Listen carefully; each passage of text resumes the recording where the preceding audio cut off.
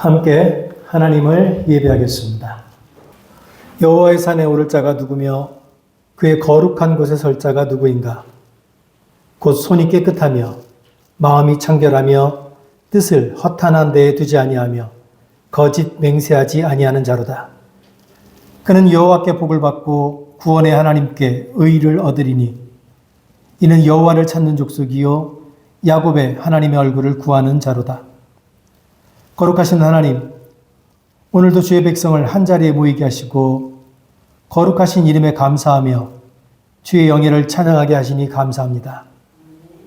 마음과 뜻과 정성을 다하여 드리는 예배에 임재하시어 주님을 사모하는 영혼에 참된 만족을 주옵소서.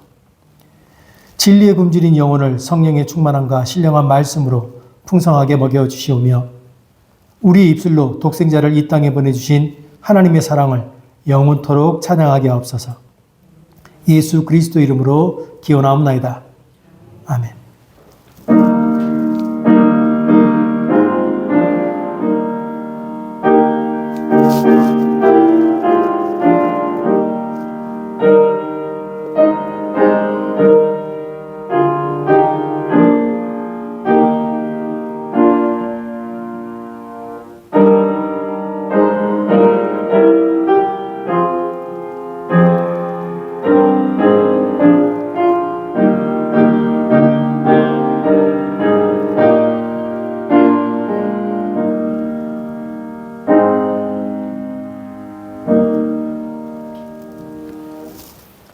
최경 집사께서 기도하실 때 다 함께 기도하시겠습니다.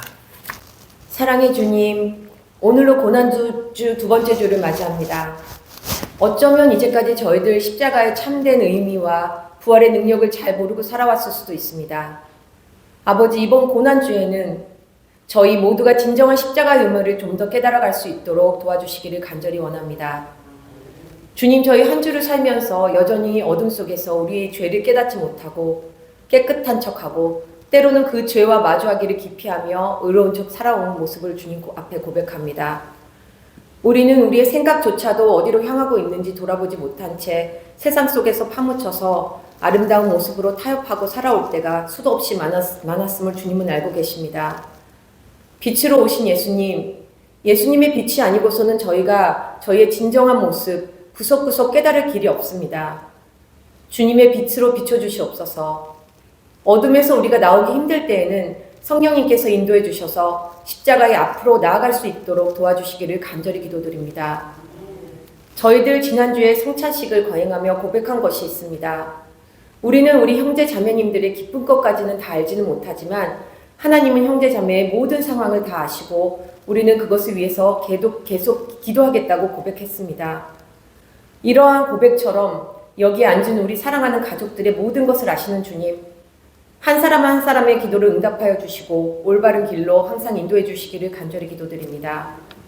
이런 성찬의 고백이 우리의 한 번의 고백으로 끝나는 것이 아니고 우리의 생활 속에서 스며들며 우리의 가정으로 그리고 교회로 사회로 퍼져나갈 수 있는 능력의 힘이 될 수 있도록 도와주시옵소서.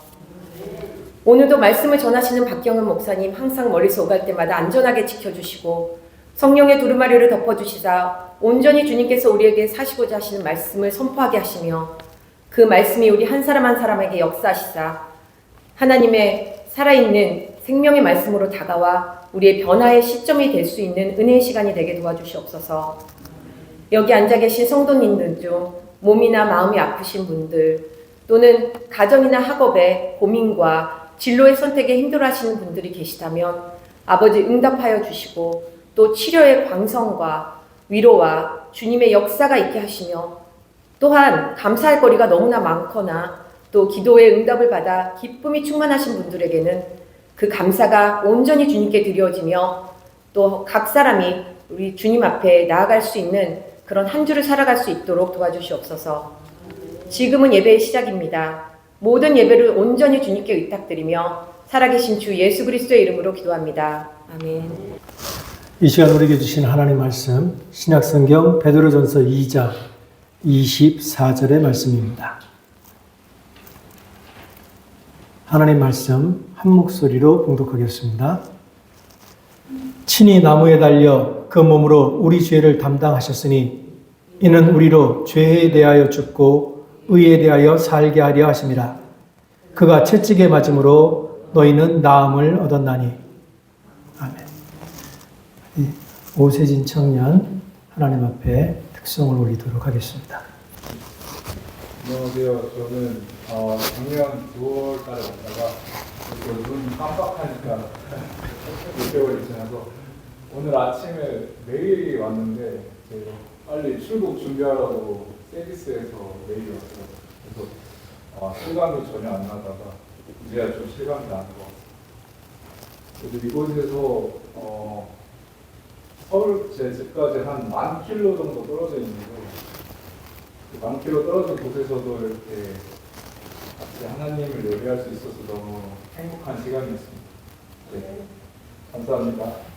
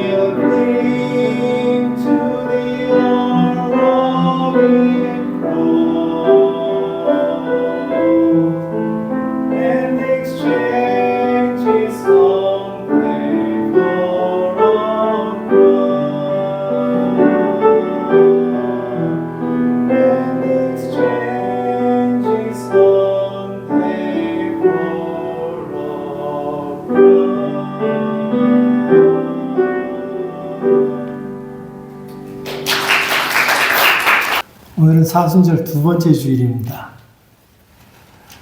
십자가를 향해서 걸어가는 이 거룩한 순례의 길목에서 우리가 가장 아프게 직면해야 하는 현실은 번디 어긋나고 거친 이 세상이 결코 만만하지 않다고 하는 겁니다.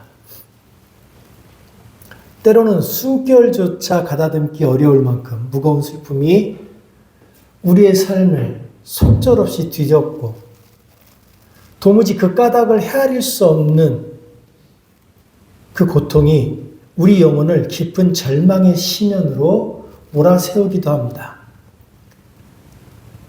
아무리 간절히 기도려도 소망하는 결실이 찾아오지 않아서 남몰래 빈 가슴을 쓸어내리는 탄식들, 쇠약해진 육신과 함께 마음마저 깊은 그늘에 잠겨 닫힌 방문 너머로 삭혀야 하는 노년의 슬픔들, 그리고 얽히고 설킨 관계의 실타리와 삶의 버거운 무게에 짓눌려 차마 소리내어 울지 못하는 일상들이 바로 우리 곁에 있습니다. 여러분, 이 막막한 고통 앞에서 무엇으로 여러분의 위안을 삼으시겠습니까? 일찍 칼 막스는요, 종교를 가리켜서 민중의 아편이다 라고 하는 매서운 독서를 날렸습니다. 신앙이라는 것이 그저 비루한 현실의 통증을 잠시 잊게 해주는 강력한 진통제일 뿐이며 내세의 위안이라는 환상으로 지금 여기에 참혹한 고통을 마비시키는 가짜약이라는 주장이었습니다. 하지만 그의 서늘한 비판은 적어도 십자가의 신비 앞에서는 길을 잃고 맙니다. 왜냐하면 주님이 지신 그 십자가는 우리 삶의 고통을 유예하거나 증발시키는 값싼 진통제가 아니기 때문입니다. 오늘 우리에게 다가온 이 말씀은 우리를 고통 바깥의 안전지대로 피신시키는 대신에 오히려 우리를 생생하게 피 흐르는 고통의 한복판으로 이끌어갑니다. 본문은 이렇게 말합니다. 그가 채찍에 맞음으로 너희는 나음을 얻었도다. 주님이 온 몸으로 받아내셨던 그 채찍질은 결코 서늘한 문자로 기록된 상징이 아닙니다. 골고다 언덕에서 흘린 그 피는 우리가 머리로 이해할 수 있는 또는 머리로 이해해야 하는 추상적인 교리가 아닙니다. 그것은 살갗이 찢기고 뼈가 드러나는 숨 막히도록 처절한 고통의 실제였습니다. 전능하신 하나님께서 그저 말 한마디로 충분히 우리의 허물을 덮을 수 있었을 텐데 왜 굳이 십자가라고 하는 이토록 모질고 잔인한 방식을 선택하셨습니까? 우리 주님이 이 모질고 잔인한 십자가라는 방식을 선택한 그 이유는 사랑하는 이들이 배신과 뼈를 같은 채찍의 고통, 그리고 십자가의 참혹함이라고 하는 그 고통을 당하는 그것을 결코 가볍게 여겼기 때문이 아닙니다. 주님이 지신 그 십자가는 가만히 내버려두면 한없이 차갑고 무정해지는 이 세상의 거친 폭력 속으로 주님이 스스로 치열하게 걸어 들어가 당신의 몸을 내어주신 사건입니다. 그래서 십자가는 피상적인 위로가 아니라 고통받는 이들이 신음하는 바로 그 곁이 당신이 서 계셔야 할 자리였다라고 하는 것을 보여주는 사건입니다. 우리 하나님은 저 멀리서 안전하고 높은 하늘 보좌에 앉아서 우리가 당하는 그 인간의 비애를 한가로이 관망하고 있는 분이 아닙니다. 그 하나님은 도리어 그 끔찍한 비극의 현장 한가운데로 직접 내려오시는 분입니다. 우리가 홀로 눈물 짓는 밤, 그 칠흑 같은 어둠의 심연 속에서 주님은 우리 곁에 가만히 앉아서 소리 없이 함께 울고 계셨습니다. 우리가 세상에 무심한 시선에 베이고 억울하게 상처를 입을 때 주님은 기꺼이 당신의 등을 내어주어 그 매를 대신 맞아주셨습니다. 주님은 단 한 번도 우리의 아픔을 향해서 지나고 나면 아무것도 아니야 라며 섣부른 위로를 건네지 않았습니다. 주님은 도리어 내가 너의 그 깊은 상실과 고통을 한다. 네가 무너져 버린 바로 그 이 슬픈 자리에 너와 함께 머물겠다라고 말씀하십니다. 그러므로 복음이란 우리를 삶의 고난으로부터 마술처럼 빼내어주는 초월적인 능력에 관한 것이 아닙니다. 오히려 우리가 피할 수 없는 고통의 한복판에서 나와 함께 하시는, 나와 함께 아파하시는 하나님의 뜨거운 임재를 생생하게 경험하는 신비로운 사건입니다. 오늘 우리가 그가 채찍에 맞음으로 우리가 나음을 얻었도다라고 고백하는 것은 내 삶에서 당장 눈물이 마르고 고통이 흔적 없이 사라졌기 때문이 아닙니다. 나 혼자 감당해야 할 캄캄한 저주인 줄만 알았던 나의 고통이 이제는 상처 입은 주님과 깊이 결속되어 주님과의 거룩한 연대로 변환되었다는 벅찬 신앙의 고백입니다. 그리스도의 상처로 우리가 나음을 입었다는 이 놀라운 선포는 2000년 전 골고다 언덕에 박제된 이야기가 아닙니다. 주님의 십자가는 오늘 우리가 발딛고 선 이 땅, 고통의 빗줄기가 쏟아지는 바로 우리 삶의 현장에 지금도 세워지고 있습니다.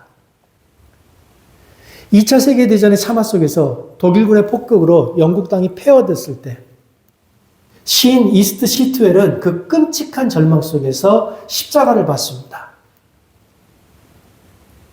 그 끔찍한 고통 속에서 십자가를 봤던 이 시인은 아직도 비가 내린다라고 하는 시에서 이렇게 노래합니다.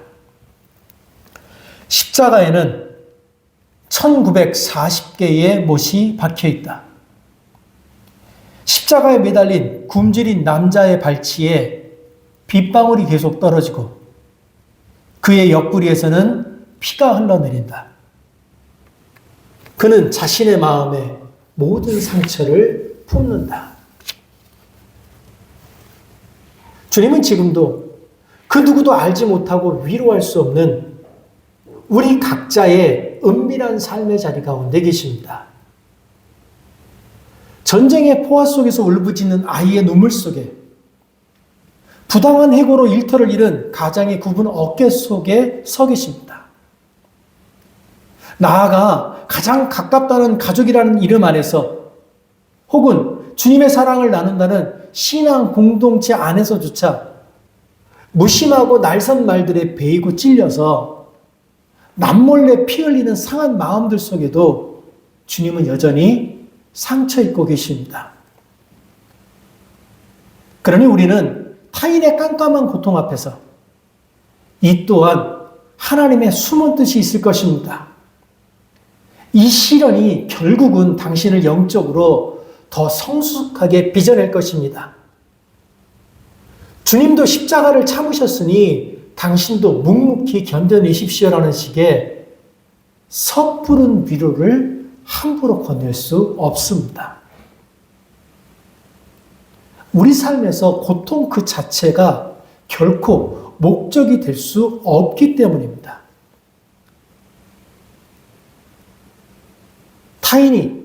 타자가 피 흘리는 상처를 마주하고도 신앙이라는 이름으로 더 참아라, 더 인내해라, 더 기도하라고 강요하는 것은 복음의 소식이 아니라 종교의 거룩한 옷을 걸쳐 입은 잔인한 폭력에 지나지 않습니다.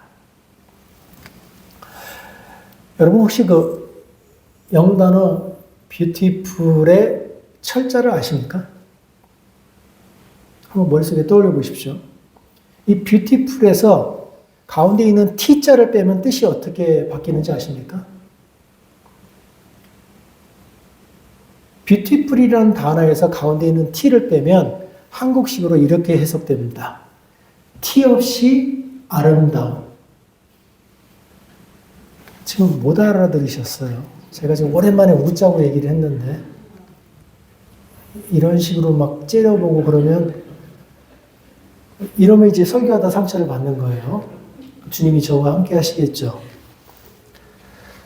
우리는 자주 예수님을 떠올릴 때 예수님은, 하나님은 구원자이시기에 이처럼 티 하나 없이 맑고 흠조차 없는 완벽한 분으로만 추앙하려고 합니다.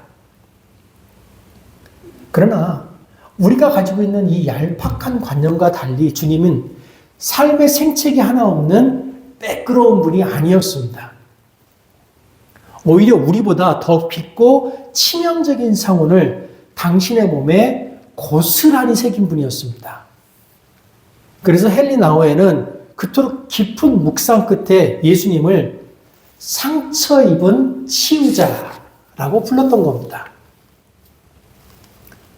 참된 믿음은 결코 고통을 미워하지도 낭만화하지도 않습니다. 고통이라고 하는 것은 뼈를 깎듯 아픈 것이기 때문에 그 누구도 감히 타인의 고통을 향해 아름답다고 말할 권리가 없습니다. 다만 믿음이란 우리가 도무지 감당할 수 없어서 찢겨나가는 그 슬픔의 자리에 상처 입은 치유자이신 주님이 찾아오시어 우리와 함께 묵묵히 앓고 계시다는 그 사실을 아프게 신뢰하는 겁니다. 그러므로 주님이 달리셨던 그 십자가는 2000년 전 골고다 언덕에서 종결된 과거의 사건이 아닙니다. 그 십자가는 오늘도 내가 무너져 내리고 신음하며 아파하는 바로 이 자리에 생생하게 세워져 있습니다. 주님은 지금도 우리의 남루한 삶의 자리에 함께 머무시며 우리를 위해 말 없이 피 흘리고 계십니다. 우리 주위를 둘러보면 남들은 다 누리는 평범한 일상이 내게서만 비껴가는 것 같아서 텅 빈 방 안에서 지독한 외로움을 느낄 때가 있습니다. 누군가에게는 때가 되면 자연스럽게 찾아오는 삶의 눈부신 결실이나 맑은 햇살을 맞으며 문 밖을 나서는 소박한 일상, 그리고 따스하게 마주 앉아야 할 가족의 식탁이 나에게만 좀처럼 허락되지 않는 아득한 기적처럼 보일 때가 있습니다. 그래서 때로는 하나님의 은총에서 나만 철저하게 소외된 것 같아 깊은 절망의 늪에 빠지기도 합니다. 하지만 우리가 느끼는 그 막막한 외로움과 짙은 절망은 예수님께도 결코 낯선 것이 아니었습니다. 그분이 처음 이 땅에 오셨을 때 그 갓난아기의 여린 몸이 누울 작은 방 한 칸조차 허락되지 않아서 짐승들의 처소인 마구간에 누워야 했습니다. 수많은 무리들이 그분을 선생이라 부르며 열광했지만 날이 저물어 저마다 안락한 집으로 돌아갈 때 주님에게는 지친 몸을 눕힐 골방 하나도 없었습니다. 주님이 예루살렘으로 올라가실 때 호산나를 외치며 따르던 이들조차 서슬퍼런 군병들 앞에서 썰물처럼 그분을 버리고 달아났습니다. 철저히 홀로 남겨진 예수님은 결국 세상에 온전히 속하지 못한 이들이 내몰리는 그 수치스러운 십자가에 달려 숨을 거뒀습니다. 돌아보면 이 땅을 살아가는 우리 모두는 참된 안식을 찾지 못해서 떠도는 유리하는 백성일지도 모릅니다. 토마스 모토는 이렇게 말합니다. 이처럼 인간에게 허락된 온전한 자리가 없다는 사실이야말로 참된 인간 공동체의 붕괴를 뜻하며 돌봄과 자비가 사라진 우리 시대의 종말론적 위기이다.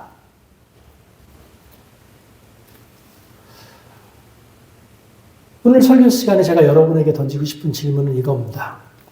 그렇다면 오늘 우리 삶에는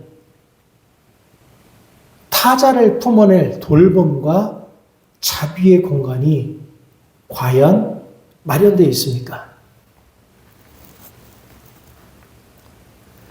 여러분에게는 주변을 천천히 돌아볼 여유와 지친 이들을 따뜻하게 보듬을 마음의 자리가 있습니까? 지금 제가 여러분에게 묻는 것은 단지 여러분의 내면에 그런 선한 감정이 있느냐에 관한 것이 아닙니다. 가만히 내버려 두면 한없이 차갑고 무정해지는 이 세상의 흐름을 거슬러서 실제로 누군가를 위해 기꺼이 나의 자리, 나의 공간을 내어주는 수고를 하고 있느냐는 질문입니다. 우리는요, 참 너무 쉽게 사회를 비판합니다. 이 사회에 가난한 이들을 위한 자리가 없고 아픈 사람들의 호소를 들어줄 여백이 없으며 나그네와 이방인을 환대할 품이 턱없이 부족하다고 분노합니다. 효율과 이익이라고 하는 거대한 우상 앞에서 사람의 존엄이 너무나 쉽게 무시된다고 목소리를 높입니다. 정말로 무서운 것은 살을 내이는 물리적인 추위가 아니라 서로를 향한 사랑 없는 냉담함이라고 세상을 꾸짖습니다. 그런데 세상을 향해서 그렇게 나를 세우는 우리 실제 삶은 어떻습니까?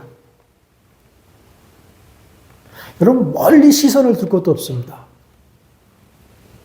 지금 우리 교회 안에는 낯선 이국 땅에 건너와서 학업의 무게와 지독한 외로움을 견뎌내고 있는 청년들이 있습니다. 우리는 지금 그 나그네된 청년들을 향해서 그들을 위해서 구체적으로 어떤 자리를 내주고 있습니까? 혹시라도 여러분 마음속에 젊어서 고국 떠나면 다 그 정도 고생은 감수해야지라면서 무심하면서도 무책임한 말로 그들의 고단함을 외면하고 있지는 않습니까?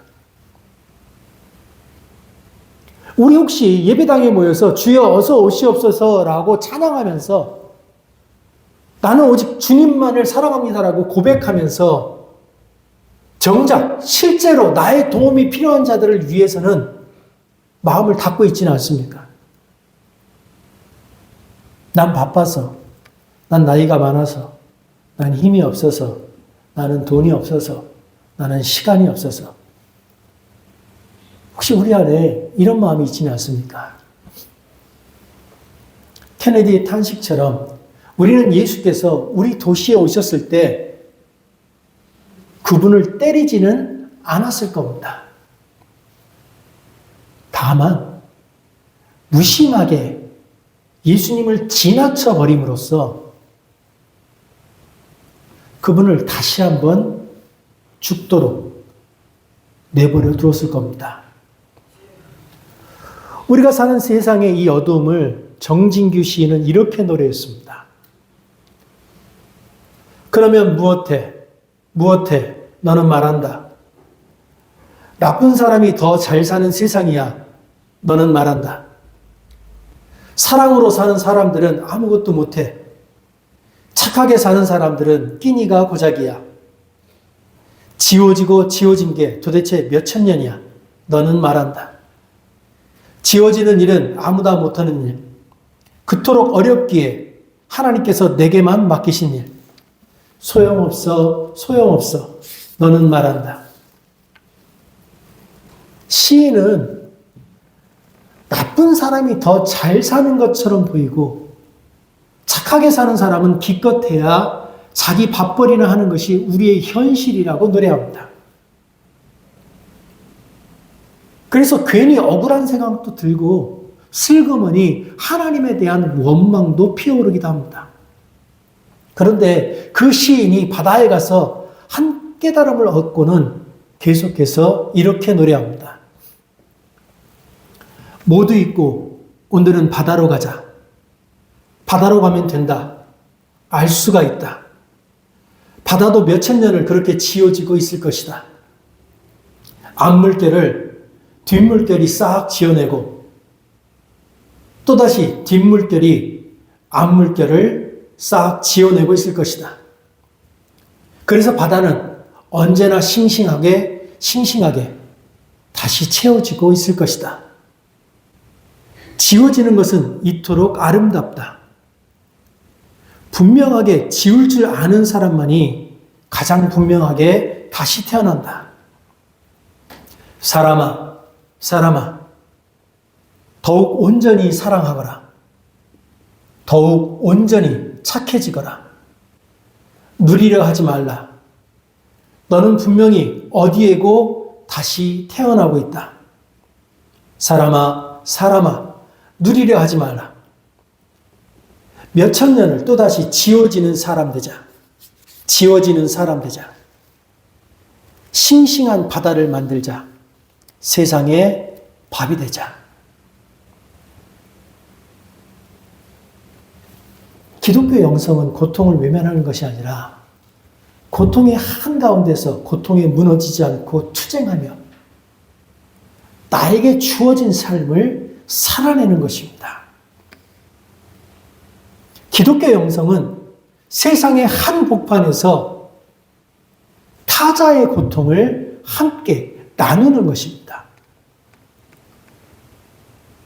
기독교 영성은 고통을 피해 도망가는 안락함이 아니라 그 고통 한가운데 계신 하나님을 향해 나아가는 용기 있는 행동에서 시작됩니다. 우리가 하나님을 예배하는 이 예배는 고요한 기도로 끝나는 것이 아니라 십자가에서 시작된 사랑의 실천으로 완성되는 것입니다. 너희가 지극히 작은 자 하나에게 한 것이 곧 내게 한 것이라. 이 말씀은 오늘 우리에게 우리가 외면했던 그 사람, 우리가 내 삶에 자리가 없다고 밀쳐냈던 그 가난한 이웃 안에 그리스도께서 계신다고 선언합니다.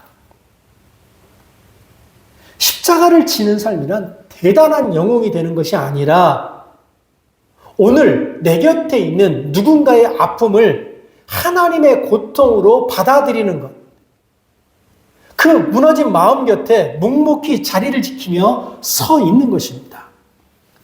그래서 그리스도인의 삶은 결코 낭만적이지 않습니다. 그리스도인은 수시로 손해보고 오해받으며 고단한 수고를 감내해야 합니다. 화려한 성전의 높은 보좌가 아니라 상처 입은 이들의 눈물 고인 골목길에서 주님이 우리를 지금 기다리고 계시기 때문에 우리는 그 외롭고 낮은 길에서만 그리스도를 만날 수 있습니다. 이 사순절 기간 우리는 우리 입술에서 고통을 미워하는 값싼 위로를 거두어낼 수 있어야 합니다. 그 대신 그 값싼 위로 대신에 주님이 우리에게 주신 그 자비의 수건을 들고 세상으로 나아가야 합니다. 억눌린 자의 이웃이 되고 상처 입은 자의 친구가 되어야 합니다. 우리가 누군가의 눈물을 닦아줄 때 비로소 주님은 우리를 통해서 당신이 이 땅에 태어났음을 선포하게 될 겁니다. 기도하겠습니다.